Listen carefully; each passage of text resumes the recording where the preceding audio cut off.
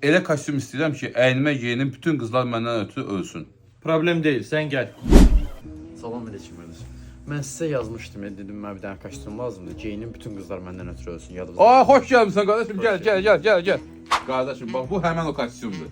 Onun üstündeki balcı şeyler görürsen, bak bunlar antenalardı. Onlar narahat olma yine yoklanıp. Bunlar kızları celbeleyecek, senden ötürü ölecek. Dəqiq ol. Həmən də. Qardaşım bu qəşəngdir. Amma dəqiq bütün qızlar öləcək mənim üçün. 100%. Narahat olma yine bayrağa çıkan kimi sen biri tutacak. Yaxşı qardaş, bir olsun. Sen ne güç oğlansan. Nə qəşəng qızdır. Sən kimsən ha? Mən nə istəyirəm? Bu nə də yaxınlaşır mənə. Demirdin kızlar senin için ölsün diye ölür de. Ana qızı! Adın nədir sən? Marco. Mən vəbşi istəmirəm bu kostyum qardaşım. 2 günden sonra qaytaracak. Allah olun. Ay qardaşım, kömək elə. Aga yapar. Kuş olsun. Elit Sumqayıtda kostyumların kirayəsi 20 manatdan başlayır. Əgər sən də belə kostyum istəsən, gəl də. Gəl götür. Onun kopatıyor oğlan. Ay, nə hal ya?